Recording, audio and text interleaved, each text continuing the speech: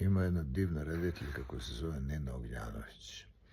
Ona je jako mlada i napravila je svoj prvi igrani film koji se zove Ovuda će proći put. U tom filmu ima puno glumaca. Neke znate, neke ne znate. Znate Evu Ras. Znate jednu mladu glumicu, Vijanu Bjelicu. Ne znate moju drugaricu Branu, ali neko je možda i video mene.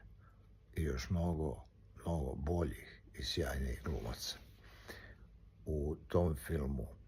Sve to je tokom ove godine videla Amerika, bili su mnogi festivali i dobijene su mnoge nagrade. Te nagrade, da bismo opravdali, moramo film da prikažemo i ovde, i to od 9. novembra po zemlji Srbiji. Film Ovuda će proći put.